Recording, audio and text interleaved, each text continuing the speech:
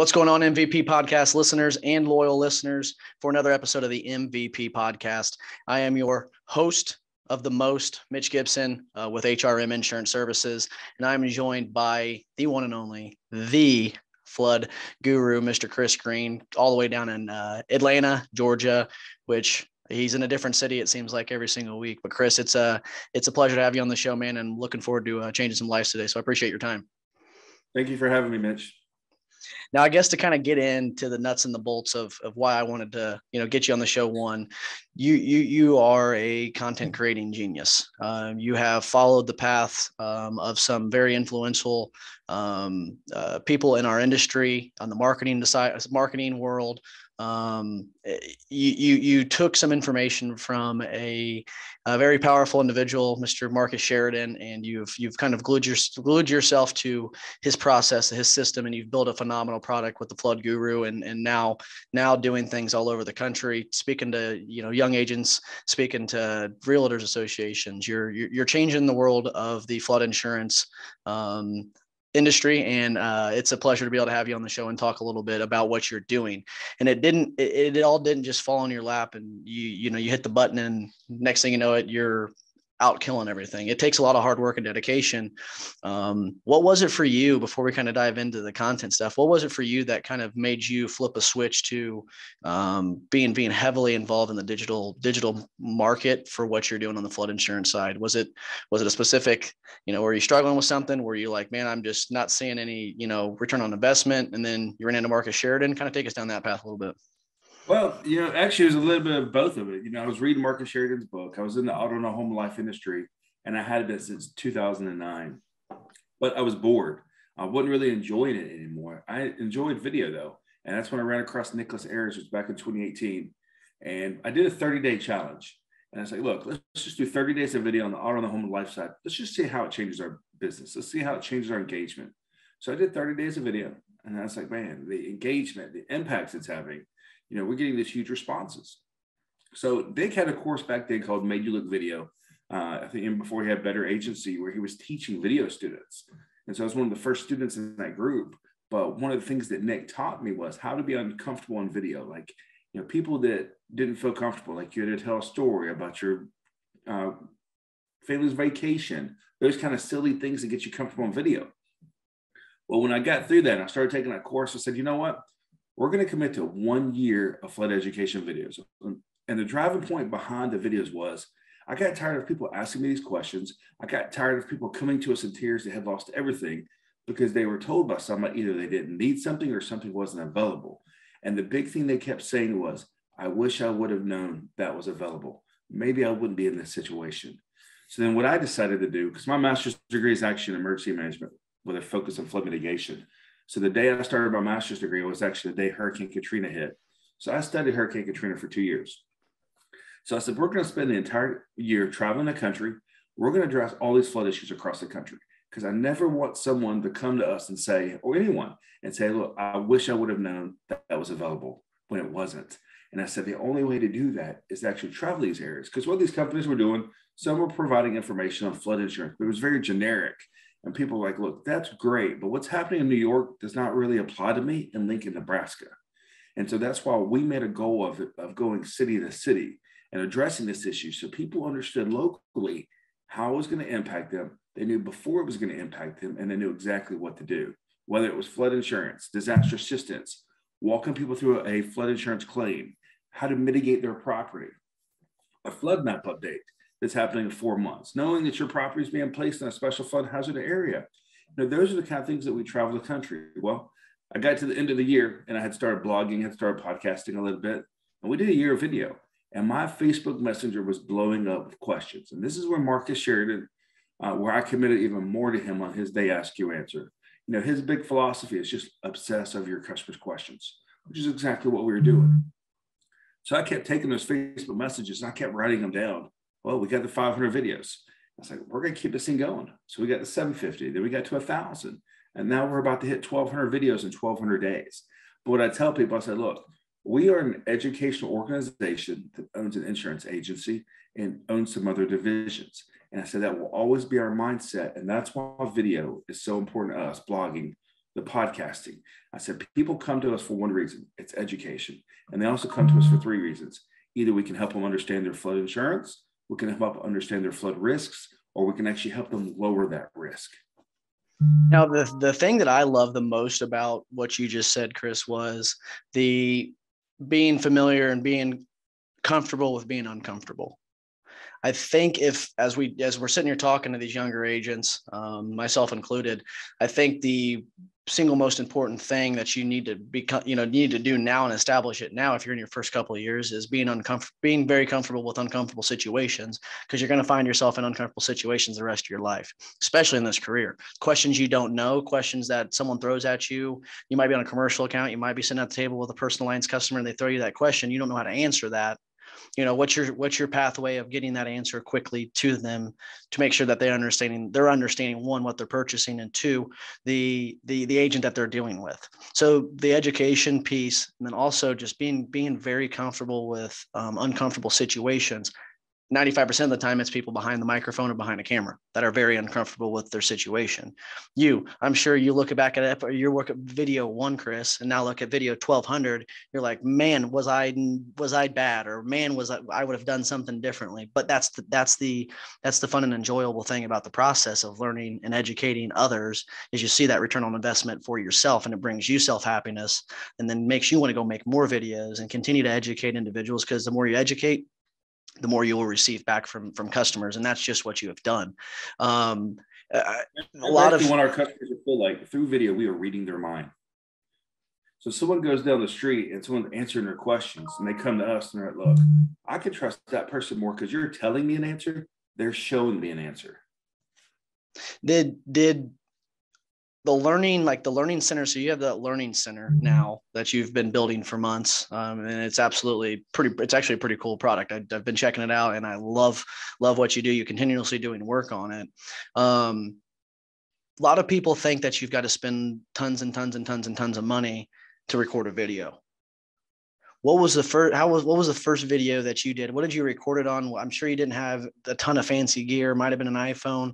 What do these young agents need to look into potentially if they're going to want to do, video work, want to go out on a job site and record some content with their contractors?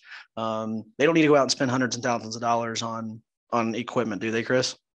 No. I had a Canon camera I spent a couple $100 on using, but I didn't use it that much. I was still using my iPhone a lot. Now I've got a mirrorless camera now I use for a lot of still stuff. If I'm sitting there doing a video for a while, but I'll be honest with you, I mix that up between that and my iPhone. When I'm walking down the street, explaining a situation, giving a solution. And the reason is actually that video works better with my audience on YouTube.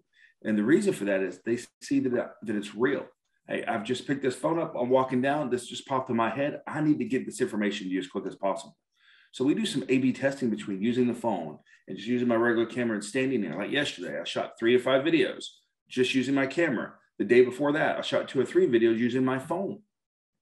And so we actually rotated back and forth a lot. But the most I ever spent on a camera was about $1,000. But like I tell people, at the end of the day, I will take a $100 produced video with a great message over a $10,000 produced video with a bad message. And that's how easy it is. Like, that's that easy. Pick up your phone, you go spend $20 on Amazon for a tripod or a gimbal of some sort. But the context, you got to, for your content to be successful, you got to have good curation. Okay. You got to have context with it. And my favorite thing, and we'll talk about this, is the consistency piece. Okay. So the consistency piece, I think, is what glues all this together, Chris, because we can create videos left and right. I'm guilty of it. I've got so much stuff like raw content videos in this folder that's just sitting on my laptop doing nothing. I haven't been very consistent with putting stuff out, which in return is going to hurt me a little bit. How important is the consistency when it comes to, social media algorithms, showing Google that you're putting stuff out there? How important is putting stuff consistently going to affect your ROI? I'll tell you, if somebody says to me all the time, oh, you were great at doing this. No, I said, no. I said, I was average at all the things. But the one thing I was very good at and very intentional about was consistency. Because at the end of the day, I don't care how great you are, how average you think you are. Consistency is what's going to win. Because what happens is, like people, even myself, I was like, I'll probably get to 10 flood videos. was like, there's no way you'll get to 100 flood videos. Look, we're almost to 1,200. Like I tell people though, it's the same thing when I'm working with consulting with someone, they're talking about their numbers. I said, you're looking at the month. Break that month down by day. It's going to feel like a much more achievable goal, just like shooting one video a day. Guess what? End of the year, you've almost got 400 videos. It's then just like that. Just like that. And the time management, I talked about time management with these loyal listeners all the time, to be completely honest with you, because that's something that I was very piss poor at. As a second, third year agent, I just wasn't very, very good with my time. And in return, if I would have just shrunk down some things and spent, time blocked off certain parts of my day to do a podcast like this, to do a video, I'm not stressing to push, try to get it out and record it, edit it. But you got to actually have time spent for that specific task. And you've now gotten to the point where you're producing them left and right. And you've got the system, you use Vidyard, which we'll get talking about that a little bit, because a lot of people, once they record the video, their next step is, what do I do? So after the video is recorded, I guess on a, beginning to intermediate stage educational side, what would that next step look like to you when it comes to, editing or pushing it out?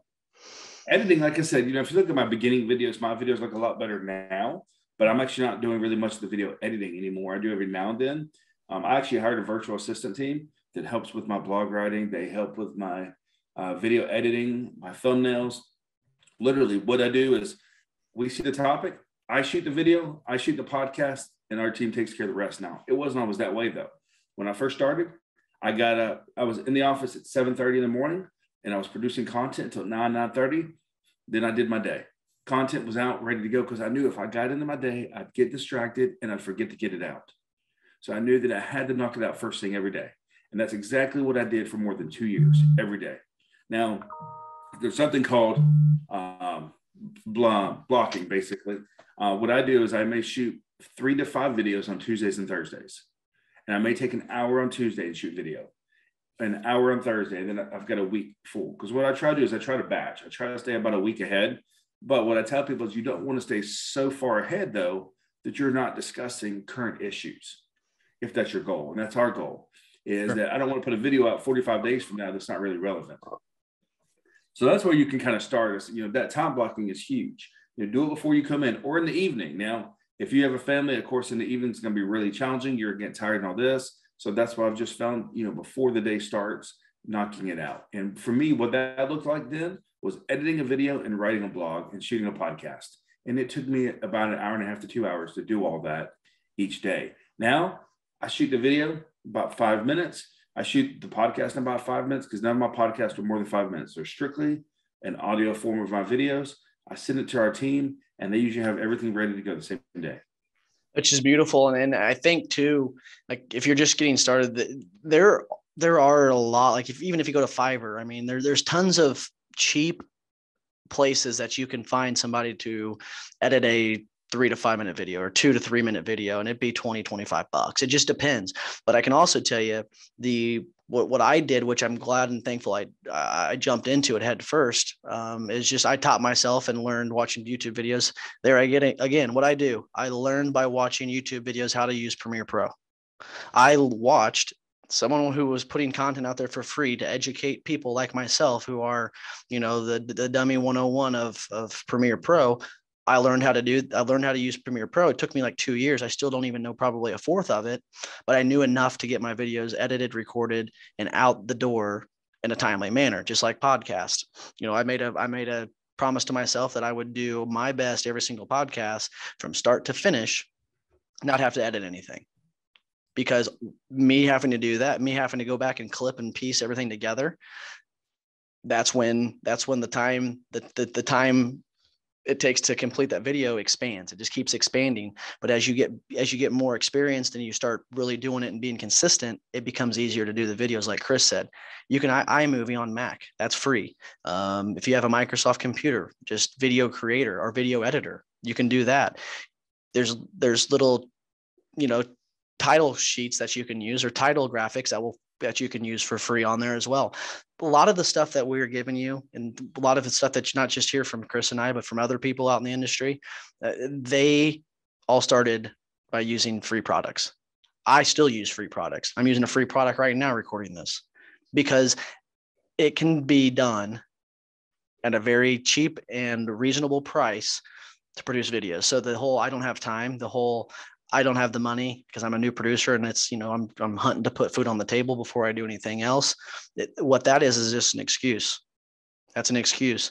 9 to 5 is not going to get it done. Chris and I were talking before we got on the show. Chris was up till God knows how. I'd probably 1, 2 o'clock in the morning, 3 o'clock in the morning, working on development of continuing the education piece of another project that he's working on. I mean, there's just so much stuff that you can always be working on. But I will tell you, and Chris, I want you to, this will lead into the next topic here. By doing that, it just makes your mind more creative. You probably, there's not a day go by that you don't walk down the street or you get in your car, you wake up every morning and a new idea of a piece of content pops to your mind, or a new educational video that I need to come out. I was scrolling through, news, and there's a flood article that I wanted to give my 2 cents on that flood article. Content ideas just continue to flow the more that you're putting out curated and very, very contextual content. Would you say the same? It's the reason why I sleep with my iPhone next to me at night, is because I'll wake up in the night with an idea and I'll forget the idea the next morning. So when I wake up, I go straight to my iPhone, I put it in there and I go back to sleep. It's also where I carry my iPhone, and something pops in my head. We go straight to notes. We put the idea in there. A customer asked me something. I was like, I said, we put it out this way, but the customer asked it this way. So let's put a piece of content out on the way the customer is asking us. So we're giving them information based on how they're asking it. My team has to bring 10 different content ideas to me every single week. We almost never use those ideas. But what happens is, though, those ideas trigger something in my brain that creates a different piece of content. And that's the goal of it. That's the beautiful piece of it, is you'll come up with ideas, but the main thing you need to do, make sure you're doing, is writing them down or putting them in a note, or typing them out on a note file, or using OneNote or something to where you can go back and, as you're reading through your ideas or content that you've previously recorded that wasn't relevant at the time, or you just didn't think that it was going to have enough traction, current events, stuff like that, because you will go back and use those ideas somehow, some way, whether that's changing it up or anything in that nature. Because I will tell you, the more content that Chris creates, the more that you put out there, you got to have a place to put that stuff. And then with your mind always racing, or your mind always thinking and having these ideas, is for a young producer or a young agent, obviously the number one focus is write more business. Very important for them to not get off track too much because of the time management piece. Do you find yourself ever getting off track, taken away from maybe what your core value of maybe the flood insurance world, or you more so this is my primary priority every single day, is this content, and then you've got the team to support you? Or what does that look like? Actually, for me, it's focusing too much on revenue. That's going to sound crazy to a lot of people, but like I tell them, we are an educational organization. It's what got us here, and it's what is always going to continue to fuel us. If we do the activities that we need to do every day through education, we'll never have to worry about revenue. Same reason why nobody on our team gets paid commission. They all get a salary. They all get a portion of company revenue. So as the company grows, so do they. Because if they focus on the education piece, we don't have to worry about everything. But like I tell people too, it's also a mindset thing. So like these newer insurance agents, remember, either you're a media, a marketing, or an educational organization that offers insurance. And you should have that mindset when you're talking with people, when you're out there, remembering those things. Yes, you write insurance and you have an insurance license, but how are people going to get to you? How are people going to know about you? One more time for the people in the back, Chris. One more time for the people in the back. You're either a media, a marketing, or an educational organization that offers insurance. I don't care what line you're in. I don't care if you own a pizza joint. You are a marketing organization that owns a pizza joint. So as you look in, whether it's a virtual assistant, virtual employee, or whoever, or what are those core values that you're looking for? Are you looking for a marketer? Because I've heard Bradley Flowers say it quite a bit. When he's hiring somebody, or when he's got someone interested in working at Portal Insurance or whatever, I think it's important, just as so as him, that they hire somebody who knows how to market and brand themselves. Because if they're very good at marketing and branding themselves, what do you think they're going to end up doing too? They're going to help market and brand the agency. They're going to help market and brand your guys's mission, your core values, what the agency's about, what you guys do, what things in the community that you guys support. And I think it's very, very important. And there's a big misconception of people, just because you're an insurance agent doesn't mean that you don't have other tasks and other things that come along with it. What you get as an independent agent producer, whether you're on salary or commission, you get a chance to almost kind of start your own business. You get a chance to start your business and you get to grow with your business. You're doing that right now. I mean, you started this business and you're growing it, and you're seeing, that horizon that you've been looking for, for quite some time. But damn, Chris, 1,200 videos is a ton. 1,200 videos is a ton. Where are all these 1,200 videos going, and what are you doing with the content? They're all going on my YouTube channel. Generally, also going on my Facebook. Recently, we started putting a lot of them on TikTok. And then I'm putting them all on Vidyard for right now. That was the platform that I agreed to go with for our learning center, because Marcus Sheridan actually wrote a book with the marketing director for Vidyard, Tyler Lessard, who was a good friend of mine. And so I went to them and negotiate, because everyone wants to limit you on bandwidth when you get into an insane amount of videos. It could cost you an arm and a leg, and trust me, it still cost me dearly. But sure, one of the things I loved about Vidyard was when someone's watching a video, I can have the form for my CRM pop up. They click it. When I go to my CRM, I know they watched this video, I know they clicked the CTA and they submitted this form. Now I can go back and watch my return of investment on that video. No, that's where we made our money. I've got an About Us video I put on our website in November that has generated $7,500 in revenue since November, and I've done nothing with it. It's just been there, and it took you 5 minutes to create. Submitting the form inside of it. Then it starts the funnel of our virtual assistant doing our quoting, our office manager communicating with them.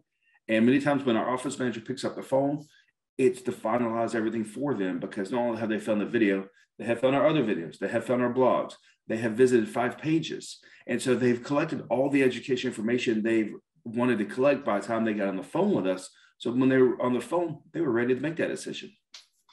So the video that you create can be used for multiple different platforms, right? Like you don't just use a video and you put on YouTube and hope for the best. You're putting it on a lot of different other places, whether that's, I guess paid or organic post.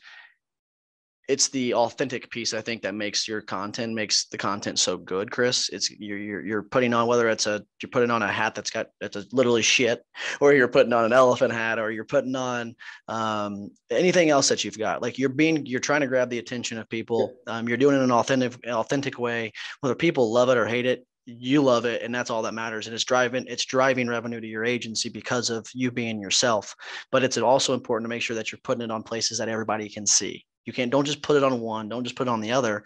If you're creating so much content, put it out there for people to find it wherever they're at. And I think that's very important. If I may wear those hats in those videos, but I wear those hats in person as well. Oh, I know you do. I gave a presentation where people really pushed back on me for wearing the hat. Before I agreed to go speak at this meeting, I told the people, hey, I'm going to wear this hat. If it's a problem, let me know. I use this to help you understand what I'm talking about and help you relate. That's who I am. They had a pushback. They asked me to remove the hat. I refused, and I continued to give my presentation. And I was like, look, you brought me here as an expert on this to talk on this. This is how I present. And they also understood that someone's like, oh, our community never has to worry about flooding. It's never going to happen. They saw the hat. And I said, it does happen. And I said, that's the whole point of the hats, though, is anytime I'm wearing these hats, it's not just silly hats. It's wearing the hat to relate to what I'm talking about. If I'm wearing an elephant hat, I might be talking about elephant in the room. If I'm wearing a Pinocchio nose, I'm probably talking about some kind of myth that I'm disproving in the video, or a unicorn, how rare something is. Like I'm using all these things to relate to the topic. Just like when I shoot my videos, you'll see that I've never, ever shot a video in front of a green screen. They've all been shot locally or on site. Because like I tell our team, if my videos are on mute, I still want you to know what I'm talking about. And you can see your atmosphere that you're in, like, which is important, because you're putting in real perspective. Hey, here's a flood zone that I'm standing in. That is, whatever that might be, wherever that's at. It ties that consumer, that person watching the video in to really get a good feel of the locality of it and where you're actually located, and say, oh, well, that makes sense. That makes a lot of sense now. Like our video editor was editing videos today. He didn't put any text at the beginning. I said, look, our video's on mute. You see me standing there, but people have no idea what I'm talking about. If that video's on mute, I need them to see what's behind me and a title at the bottom that kind of relates to what they see behind me. So now they turn the volume on. I said, because if not, they're just going to keep moving on. Sure. We've got to give them a reason to tune in. How important is the title of a video, especially on YouTube? I think it's pretty, especially, when you're talking about title, tags, descriptions, all that stuff is really important when you're researching, the keyword terms and all this stuff. Now, what I will say is, we don't have that many subscribers on YouTube. Everyone's like, oh, you should have so many more subscribers. I said, you're right. I probably should, but I don't really market the channel that much because I use it more for education. So every time an insurance agent usually reaches out to me, I go to the YouTube channel. I find a video that relates to what they're asking me. I find their blog and I find our podcast, and then I send those 3 things to them. One big thing is, hey, I've got this mortgage company that's pushing back and tells me private flood insurance is not acceptable. I send them a video, I send them a blog, and I send them the podcast. In the blog, it's directly linked to the FDIC's announcement back in 2019, which now tells them, hey, we have to accept this. This article is actually directly related to a government release. And then they're like, wow, it worked. I said, yes. I said, that's the point of the content. A, it gives you the authority, it gives you the trust, but you're connecting these things to trusted sources that are being put out there. And you're giving someone something for free. You're adding value to them without doing any work for them. I mean, you've done the work realistic on the back end. But when you've got that hub of where your videos are and you're answering those questions, like you said, Sheridan said, be the master of answering customer questions or inquiries.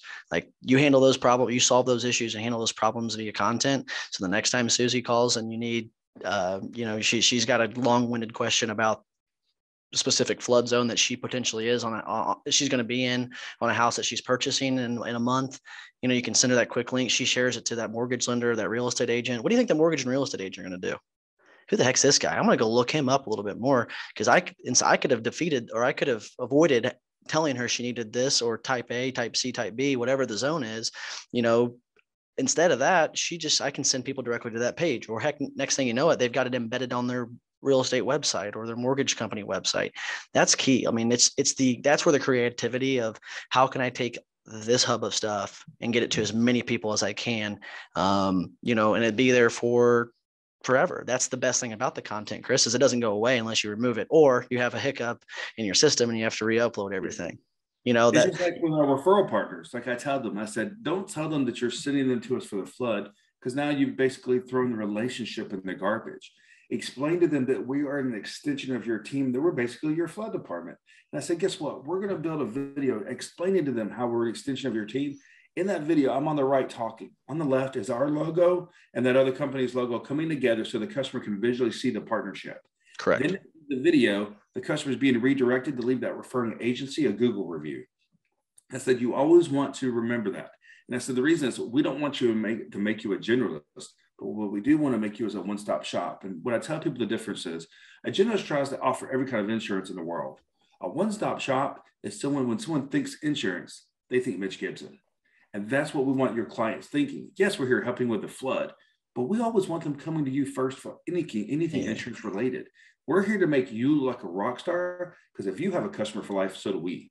Correct. And one thing too that we talked about that was a topic of conversation we needed to discuss on the show for these younger agents is you said it, you're generalist. I do 17 different things and I'm average at 5 of them and good at 3 and okay at the rest.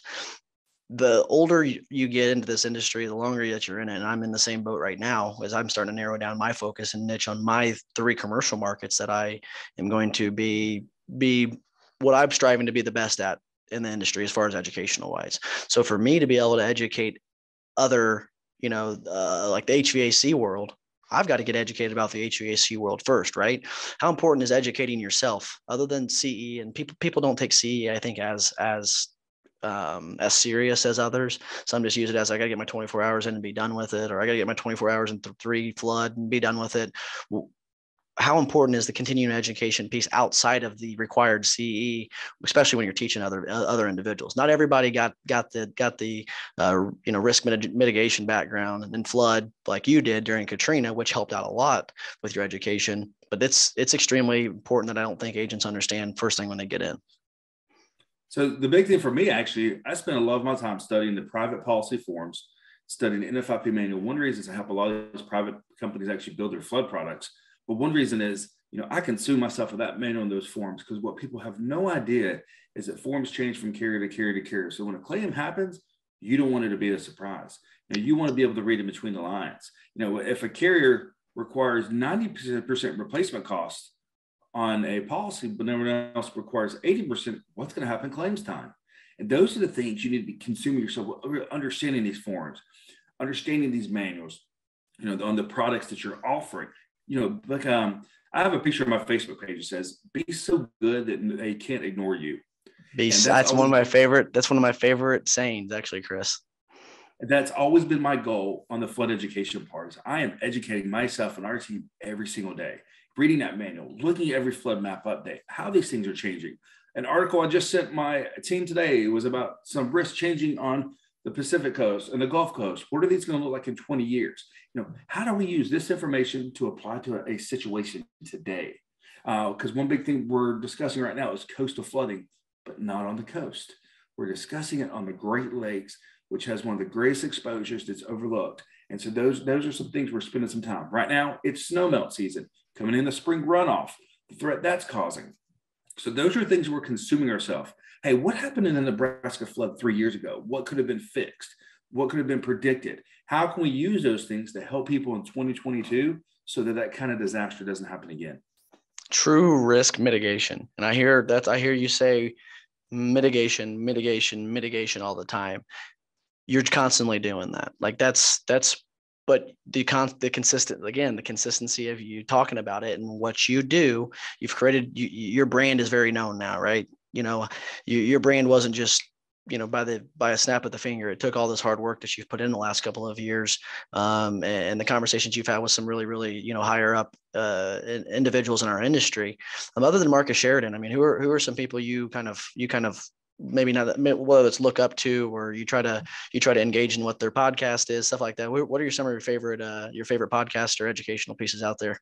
One is, of course, Jason Cass, because sometimes he'll have guests to really make me think outside the box. One of them the other day was with Sydney Rowe, and they were talking about, HubSpot.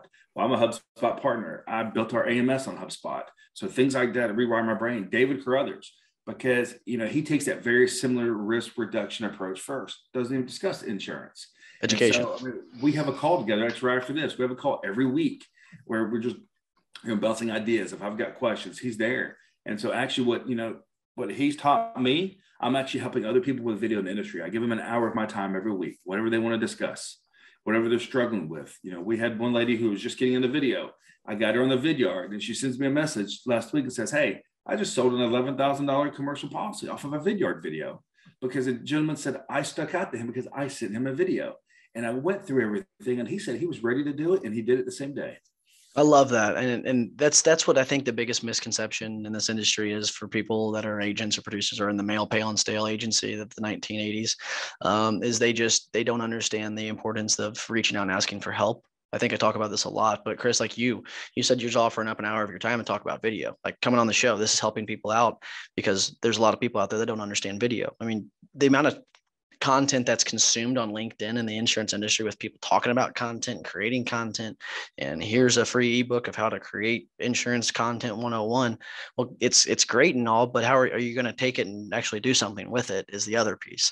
And like someone takes an hour of your time, Chris, and says, "Hey, Chris, let me kind of hop on a Calendly invite and take an hour of your time or 30 minutes of your time to talk about video content." And then you share with them those tips and tricks. And 6 months later, you see that they didn't do anything. Like, somebody jokes me, they're like, "Well, you're a waste of your time." They said, "How is this even helping your company?" And I'm like, I said, "Where do you think they're checking our videos out? Where do you think they're learning from the videos we're doing?" They're usually hanging out on our website. They're usually hanging out on our YouTube channel. So when they have a flood problem, they're going to remember who to go to, because they're going to also remember who was willing to help them when no one else was. Correct. Like disaster assistance. When we walk people through disaster assistance, we get nothing off of it. The problem is that no one else is willing to do it. And that's why we do it. Every single time a new flood disaster happens across the country, we shoot new videos for that local area, teach them what disaster assistance is, what disaster loans are. Are they a good fit for them? What are the long-term impacts, the short-term impacts? How do they get qualified? Every single flood disaster across the country, we shoot particularly for those local areas just on that, so people know exactly what to do. And that's That's the fun part about what you get to do now. Like you've built this, you've built your program, you've built your business, you've built your brand, to where now this is just it's a fun hobby for you. Like you're into that point where you're enjoying your career, you're enjoying life, you're enjoying helping other people. For those people out there, those younger agents, what would you say some piece of advice, whether that's being patient, giving it time, because the insurance industry you don't just walk into it, speak like the game of baseball. Game of baseball doesn't know you crap. It's earned. Same thing with the insurance industry. You don't just walk in the insurance industry and have hundreds of thousands of dollars worth of business that's just sitting on your plate ready to be wrote. I mean, you got to bust your butt to get it. But the great thing about it is you stay and you give it patience, and you work hard for the industry. The insurance industry will give back to you. I tell people, be careful. Don't give it too much patience, because, what I tell people, say, look, I wish I would have transitioned to independent at 28 instead of 35. Look where we would have been had I gone niche focused when I was 28 compared to 38. I almost waited too late to do it. I wish I would have done it younger. I was in the industry for 12 years. I was a captive agent for almost 9. Maybe I should have just been a captive agent for 4. Sure. What kind of impact could that have? So as I tell people, that 3 to 5 year mark, especially if you're captive, if you just got into insurance, that 3 to 5 year mark is maybe a good mark to make that jump, because now you've got the experience. Because it can be challenging becoming an independent agent and just getting into insurance. It could be a double uphill battle. Thankfully for me, I'd been in it a while. I was like, man, if I was trying to get into insurance and I started my own company at the same time, that could be really challenging. Now, I got lucky. My brother made me use his business coach for the first 2 years, and that's probably what kept us up in the first 2 years, because he had me using things like the Harvest app to track Sure. my time. We were doing non-standard auto, and the Harvest showed me how much time we were wasting in non-standard auto on servicing requests. It also showed me when we decided to leave auto and home. We tracked everything through Harvest before making a decision to see where our time was being spent. And we still do it on flood, on different requests, different types of policies, the mitigation, to determine, hey, where's our time best spent? Do we need to send this to a VA? Do we need to automate it, or do we need to delegate it? Time management. It goes back to it, man. Like with the learning center, man. Yep. And building this learning center, I have literally worked on it till 3 a.m. the last 6 weeks. I mean, it's been 4 years in the work, but with our virtual assistant team, they've been working on a lot of the tagging on the backside, building the thumbnails. I've been making sure some of the other stuff is correct. But then what I've done is tried to hand off about 80% of them. But let me focus on the 20% that really needs my skill or my attention, and let them handle the other 80%.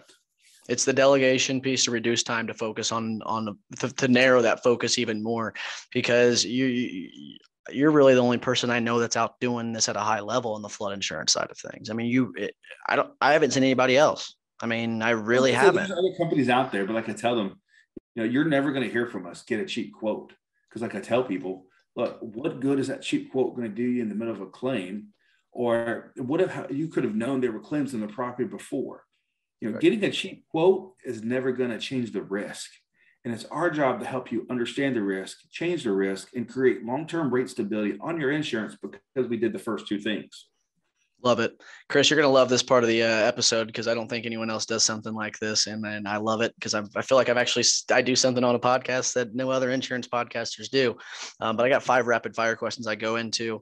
I'll end with a serious one that has ties back into the insurance world.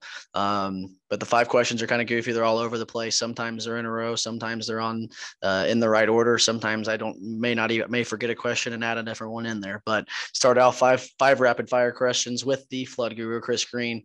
What is your favorite color? Blue. What is your favorite flavor of ice cream? Strawberry. If you could visit any place in the world for 24 hours, where would it go? London. Is there a reason why? You ever been? Because I've been scheduled to meet with Lloyd's of London for 2.5 years, and COVID keeps pushing it back. Well, hopefully that happens here. 2022 is looking good in the visual preference. I love it. No, it's at least going to be 2023, because they had to push everything back from the other years as well. So they're really behind then. They're really behind. Well, that'd be fun. Once you do that, we'll have to get you back on. I want to be the first one to hear about the Lloyd's of London trip. That'd be a blast. If you could spend 24 hours with anybody in the world, dead or alive, who would it be and why? Marcus Sheridan.